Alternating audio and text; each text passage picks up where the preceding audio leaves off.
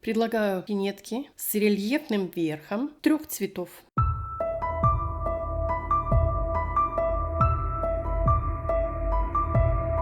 Здравствуйте, уважаемые подписчицы и гости моего канала. Предлагаю вот такую интересную модель для малыша, который умеет бегать. Пинетки-ботиночки для мальчика с рельефным верхом. Пинетки состоят из 3 цветов. Основной голубой, черный и красный. Черная подошва снаружи и голубенькая подошва внутри. Эти пинетки уже большие, 12 сантиметров. Значит, такие пинетки можно использовать как домашние тапочки. И если вам понравилась такая модель, оставайтесь вместе со мной и вяжите вместе со мной. Вяжется очень просто. Немного материале. Мне понадобятся нитки 3 цветов. Основной цвет это голубой. Для подошвы мне понадобятся нитки черного цвета для одной подошвы. Для внутренней подошвы будет голубой цвет. И очень мало понадобится красного цвета. Это для того, чтобы выполнить рисунок на бортике и сделать окантовку верхнюю. Идеальный вариант, когда пряжа одинакового состава и одинаковой толщины. Для таких пинеток не потребуется много пряжи, так как пинетки укороченные, и плюс они состоят из отдельных частей. Вот здесь вот отдельная часть, вот с этой стороны задняя отдельная часть, и вот это. Можно взять остатки пряжи, если у вас есть. Также мне понадобятся крючки. Крючок 2,25 я буду вязать только подошву. Крючком 2,5 я буду вязать полностью все изделие. Крючком меньшего размера я буду поднимать очень тонкие петли и прятать хвостики. Ножницы. 2 маркера, игла, так как я вот эти стежки буду прошивать, фетр и люверсы. Люверсы у меня черные, крашеные, 4,5 мягкий металл. Под люверсы нужны щипцы определенного размера, подходящие под размер. Итак, я приступаю. Вязать свою пинетку я буду с подошвы. Подошва у меня уже связана. Состоит она из 2 подошв. 2 подошвы плоские, абсолютно одинаковые. И плюс прослоечка. Располагаться это будет таким образом, как слоеный пирог. Сначала черная подошва, она будет внешняя подошва. Потом располагаться будет фетровая прослоечка и внутренняя часть будет голубая. Задали мне вопрос, почему вязание подошвы? Петли не симметричные с 2 сторон. Все очень просто. Я не начинаю с пятки, а я начинаю вязать сбоку. Поэтому у меня вот эта часть петель меньше. Когда я заканчиваю свой ряд, у меня добавляются вот тут вот петли. Следующий вопрос задали, какого размера должна быть прослойка. Прослойку я делаю немножко меньше, чем сама подошва. Вот, обратите внимание, вот такая она. Для того, чтобы мне было удобно подобрать с 2 сторон петли.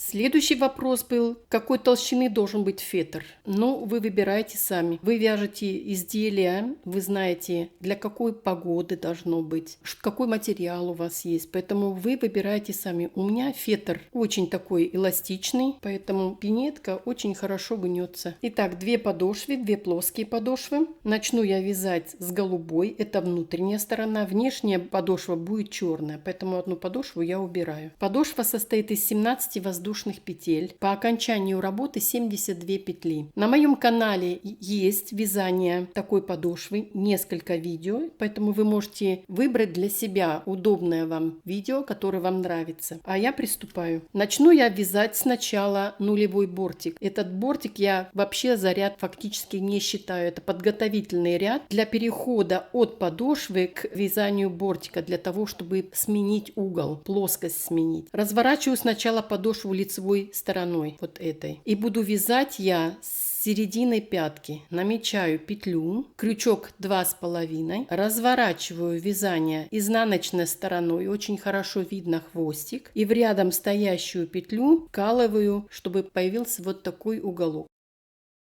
Беру нить будет голубого цвета и провязываю 2 петли вместе поперечные. Закрепляю. И вторая петля, которую мы уже использовали, будет как первая петля. И в рядом стоящую петлю. И формирую вновь вот такой уголок. Столбик без накида. Вторая петля становится первой, в рядом стоящую петлю формирую уголок и провязываю вместе столбик без накида. Процедура эта несложная. Что происходит? Вот очень хорошо виден угол 90 градусов. Петли остаются открытыми. За эти петли я буду присоединять вторую подошву, разворачиваю вязание, и здесь открытые петли для того, чтобы вязать бортик. Очень удобно. Я провяжу этот нулевой ряд до конца, покажу вам следующий этап работы. Вот так выглядит подошва с нулевым бортиком, подготовительный бортик. Вот он готов. У меня осталась последняя петля соединительная, и перехожу уже на вывязывание основного бортика. Мой бортик будет состоять из 5 рядов, 4 ряда без изменения, без убавления, без прибавления. Это значит будет 72 петли. И в 5-м ряду я убавлю на мысике 4 петли для того, чтобы сделать закругленный мыс. Вот он. Смотрите. Ряды будут у меня первые 4 ряда столбиками без накида. По-прежнему крючок 2,5. Я провяжу эти 4 ряда самостоятельно и покажу вам заключительный 5-й ряд. Итак, я провязала 4 ряда моего бортика столбиками без накида и приступила к 5-му ряду. 5-й ряд без изменения до маркеров. Маркерами я отметила центральные 20 петель. Петли под маркерами в работе не участвуют. Мне осталось несколько петель еще провязать. Убираю маркер, петлю под маркером провязываю без изменения, и со следующей петли начинаю убавлять. Буду я убавлять за переднюю часть петли. Первый раз и второй раз. 2 петли провязываю вместе, столбик без накида. Интервал между убавлениями 4 петли. 1, 2, 4. Следующее убавление. Точно так же. Захватываю 2 петли, только полупетли, провязываю вместе, столбик без накида. Я убавила 2 петли, мне еще осталось 2 петли убавить. Сниму маркеры, провяжу до конца, и бортик у меня будет готов. Я сделаю это самостоятельно и покажу вам следующий этап работы. Я связала бортик, он состоит из 5 рядов, столбиками без накида. 4 ряда были без изменения, значит они составляли по окружности 72 петли. В 5-м ряду, последнем, я убавила 4 петли, и у меня после убавления 4 петель стало по окончанию работы 68 петель. Маркером я отметила центральные 34 петли, ровно половину. Половина на заднюю часть и половина на переднюю часть. Маркеры в работе не участвуют. Мыс я свой начну с 6 петель. 34 минус 6 будет 28. 28 петель это как раз на 2 части. 28 поделить на 2 будет 14. С 15 петли я начинаю вязать. Вязать я буду за полную петлю. 2, 4, 6. 7, 10, 12, 14, с 15 петли начинаю вязать. Закрепляю. И из этой же петли вывязываю уже полноценную петлю. 1, 2, 5 и последняя 6-я петля. Чтобы быть уверенной, что я провязала эти центральные 6 петель, я проверю с другой стороны. У меня также должно быть 14 петель. 2, 4, 6, 8, 10, 12, 14. Все отлично. Провязываю следующие 2 петли соединительные. Первая соединительная петля и вторая соединительная петля. Разворачиваю вязание без петли подъема. Нитью перекрываю первую петлю и начинаю вязать со второй петли. 1, 2, 6, и вот появилась 7-я петля. 7 петель. Продолжаю прибавлять петли. С другой стороны гриф завожу от себя, вкалываю крючок, подбираю нить и провязываю соединительную петлю. Второй раз точно так же 2 соединительных петли. Разворачиваю вязание без петли подъема. Первую петлю пропускаю и начинаю вязать со второй петли. 1, 2, 7. И образовалась новая 8-я петля. У меня уже 8 петель. Я планирую, чтобы у меня было центральных 10 петель. Я провяжу самостоятельно еще 2 петли, прибавлю 2 петли и покажу вам следующий этап работы. У меня набрано полное количество петель, и теперь я больше прибавлять не буду. Я буду только продвигаться к маркерам. По-прежнему делаю первую соединительную петлю и вторую соединительную петлю. Разворачиваю вязание, нитью перекрываю первую петлю, вторую петлю пропускаю и начинаю вязать с третьей петли. 1, 2, 9 и 10. У меня по-прежнему 10 петель. С другой стороны точно так же. Первая соединительная петля и вторая соединительная петля. Разворачиваю вязание без петли подъема. Первая петля, вторая петля пропускаю и начинаю вязать с третьей петли. 10. Вот еще 2 ряда связаны. Мне нужно провязать до предпоследних 4 петель. Я провяжу самостоятельно несколько рядов, и когда у меня останутся с двух сторон по 4 открытые петли, я вам покажу следующий этап работы. Ну вот я провязала до предпоследних 4 открытых петель, и теперь буду вязать немножко иначе. Я буду брать за середину петлю, за заднюю часть петли. Вот прямо из петелечки изнутри. Первая соединительная петля и вторая соединительная петля. Разворачиваю вязание и также продолжаю вязать с третьей петли, так как я набрала нужное количество петель на серединку, и мне больше не нужно. Будет по-прежнему 10 петель. 9 и 10. С другой стороны точно так же из середины вкалываю крючок в середину, забираю заднюю часть, первая соединительная петля и вторая соединительная петля. По-прежнему прибавлять центральные части петли я не буду, поэтому я буду вязать с третьей петли. 1, 2, 9 и 10. Последующие 2 петли вяжутся по такому же принципу, только из середины. У меня остаются вот эти боковиночки. Мне они понадобятся при вязании задней части пинетки. Я провяжу это самостоятельно и покажу вам следующий этап работы. Ну вот мысик связан. Я с двух сторон до маркеров довязала. У меня нет ни одной петли. И теперь я буду продолжать вязать язычок. Язычок у меня будет шире. Он у меня будет состоять из 12 петель. Это значит, с каждой стороны мне нужно прибавить по одной петле, чтобы у меня было симметрично с двух сторон прибавление петель. Из одной петли вывязываю 2 петли. Продолжаю середину вязать как обычно. И из последней петли также вывязываю 2 петли.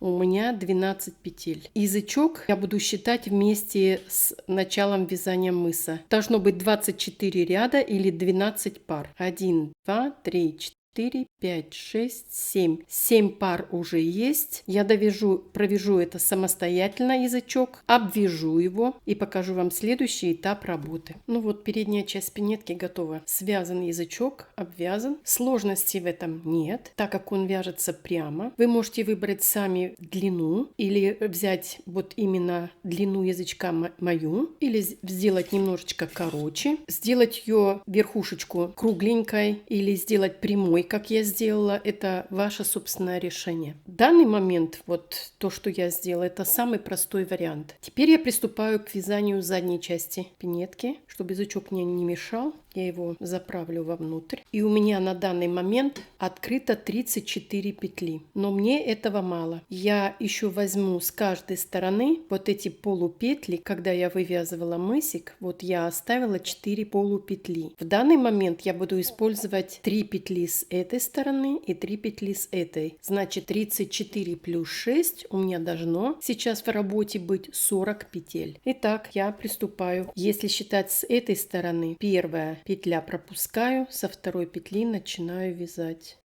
Закрепляю. Вывязываю полноценную петлю.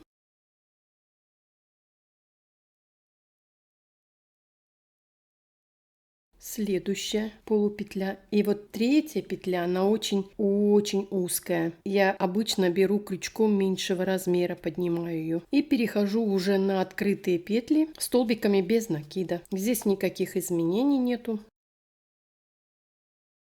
С этой стороны я точно так же заберу 3 полупетли и последнюю, четвертую оставлю на потом. Я провяжу этот ряд самостоятельно и покажу вам следующий этап работы. Второй ряд, петля подъема.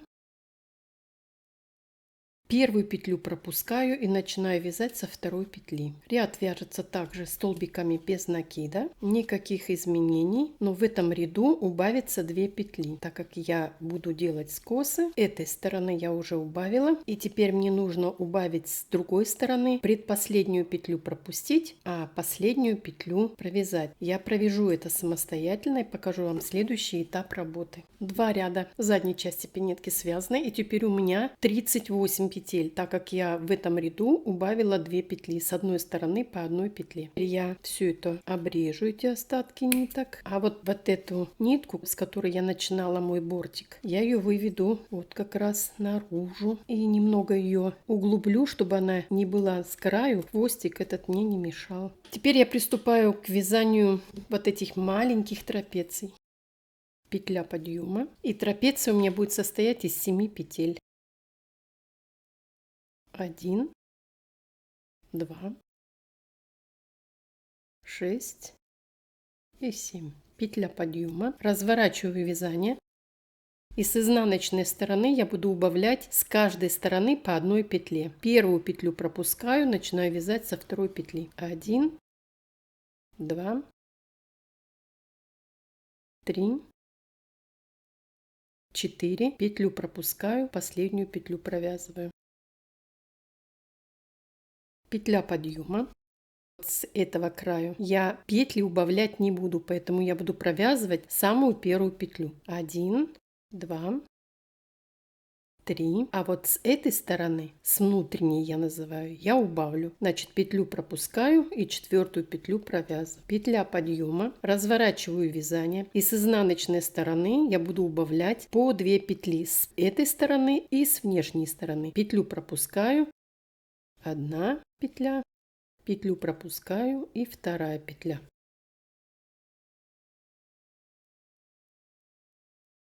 Я оставлю эти 2 петли. Я не буду делать полностью под угол. Мне этого достаточно. Выглядит неплохо, поэтому 2 петли достаточно. Закрепляю и обрезаю нить.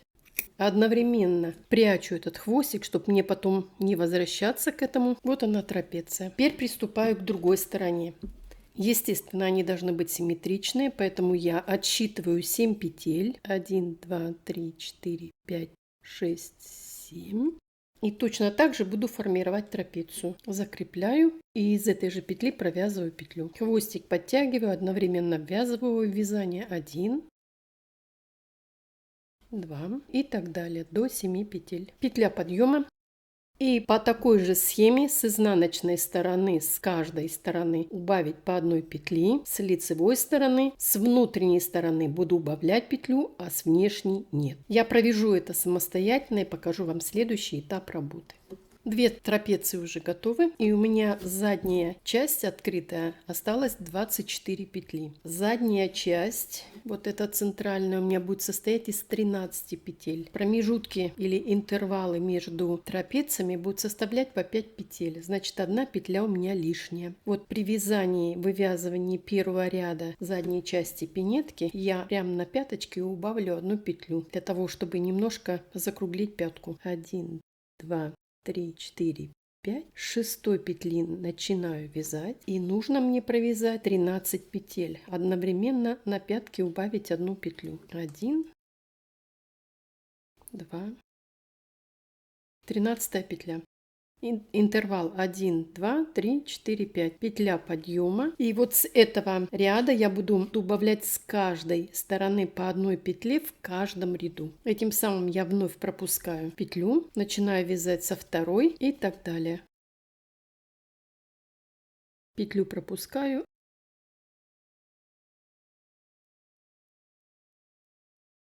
Посчитаем, сколько мне нужно рядов. Мне нужно сделать 4 ряда. 2 ряда уже есть. Вновь пропускаю петлю и начинаю вязать со второй.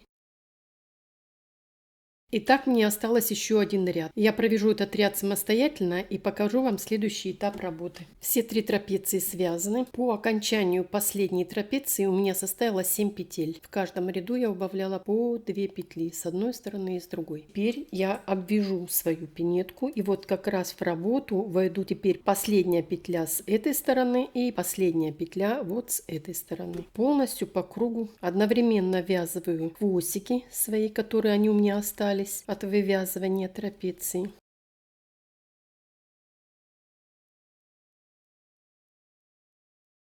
И выхожу на вершину. Чтобы не стягивало вязание, я из одной петли провяжу 2. А вот из второй петли я провяжу одну и буду потихоньку спускаться вниз. Так мне нужно провязать по кругу до конца, и я вам покажу следующий этап работы. Обвязала полностью заднюю часть пинетки, и у меня на каждую сторону получилось 8 петель. Разворачиваю вязание на изнаночную сторону. С этой стороны мы уже брали петлю, а вот с этой стороны еще нет, она последняя. Подхватываю вытянутую петлю, провязываю вместе. Не закрепляю ничего. Вы можете закрепить, но мне не нравится. Получается узел, который, я думаю, без него можно обойтись. И начинаю формировать петельки. Столбик без накида, первая петля. Вторая петля, столбик без накида. 2 воздушные петли. Петлю пропускаю. Промежутки между петельками 2 столбика без накида. Петлю пропускаю. 2 воздушные петли, и я вышла на вершину. Посмотрите, я сформировала 2 петли. Если вы вяжете свободно, то можно сделать не 2 воздушные петли, а одну для дырочек для шнурка. И также полностью заднюю часть пинетки обвязываю столбиками без накида. Хвостики, которые остались, можно обрезать, они уже не нужны. С другой стороны, обратите внимание, чтобы 2 последние петли были столбиками без накида. Точно так же, как вы здесь начинали, чтобы симметрия соблюдалась. Я провяжу это самостоятельно и покажу вам следующий этап работы. Обвязала верх пинетки и сформировала с другой стороны также петельки. Обратила внимание, чтобы петли были симметричные, и вновь оставила петельку побольше. Разворачиваю вязание на лицевую сторону. И вот это первая петля, которую мы уже использовали. Я ее задействую вновь. Вот она. Петля, которая у меня вытянутая, я ее подбираю вместе, провязываю. Точно так же не закрепляю. Начинаю обвязывать свое изделие. Укреплять петли для шнурка. Первая петля, столбик без накида. Вторая петля, столбик без накида. Как мы и формировали. В арочку 2 столбика без накида. Промежутки между петельками,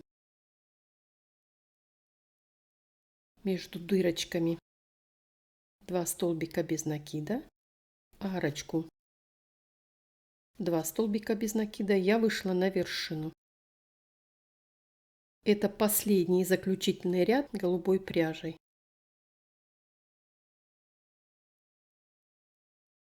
Посмотрите, какие получились дырочки, очень качественные. Даже если нет люверсов, ничего не произойдет, потому что будет еще один последний заключительный ряд, укрепляющий кант и, соответственно, дырочки для шнурков. Я обвяжу это самостоятельно и покажу вам следующий этап работы. И теперь я буду украшать свое изделие, буду делать вот этот кант.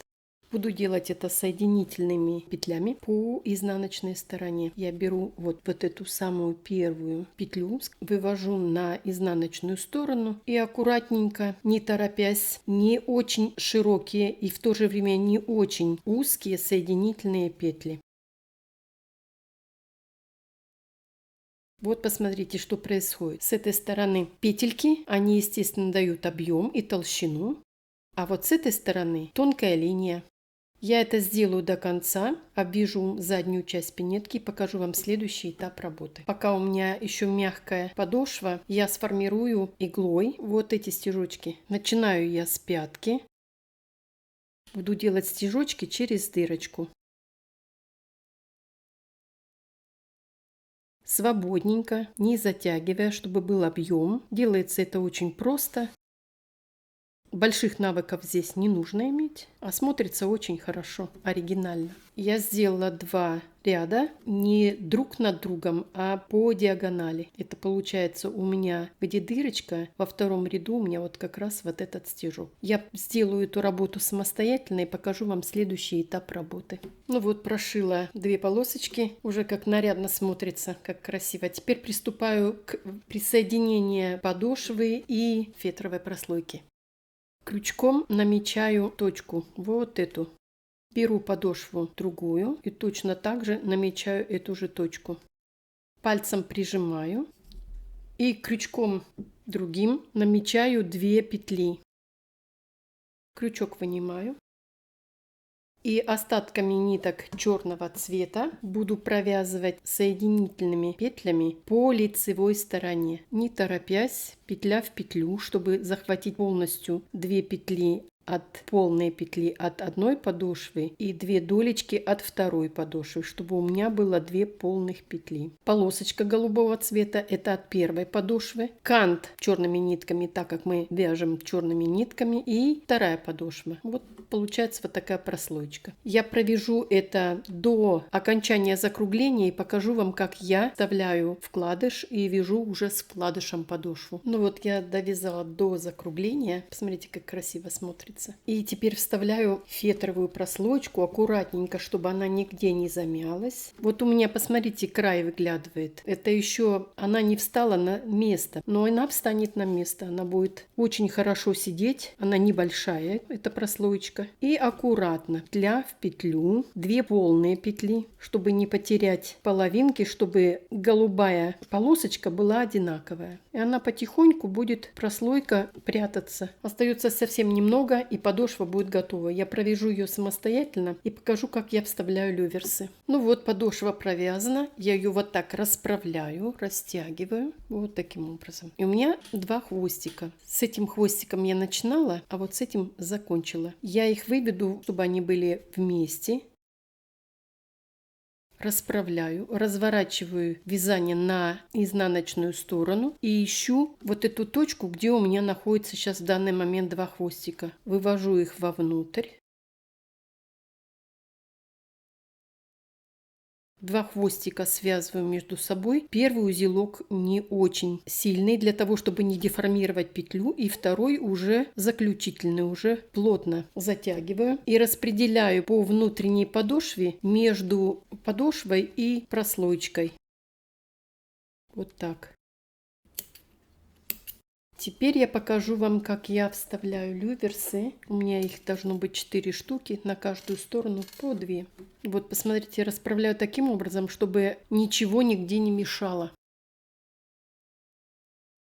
Щипцы. Плоская сторона укладывается на плоскую сторону, а вот эта часть с выпуклости, она как раз распределяет остатки люверса по внутренней части. Вот так. Я это сделаю самостоятельно и покажу вам следующий этап работы. Ну вот, пинеточка готова, но в этой пока нет шнурка. Шнурок я уже связала, на моем канале есть вязание такого шнурка. Если вам интересно, посмотрите. Там 2 вида. Это полый шнурок, кругленький, и есть плоский шнурок. Где-то 51 сантиметр. Этого достаточно вот как раз на пинеточке на 2 люверса. Их надо немного расправить, потому что они только-только связаны. Вот посмотрите, какие замечательные малышки у меня получились. Эти, конечно, уже пинетки побольше для малыша на 12 сантиметров подошва. Для малыша, который умеет бегать. Связаны очень просто, но за счет вот этих полосок и за счет добавления черной подошвы выглядит великолепно. Вот такая красота у меня получилась. Вяжите в удовольствие, дарите свои изделия, вяжите для своих малышей. До свидания, до следующей встречи.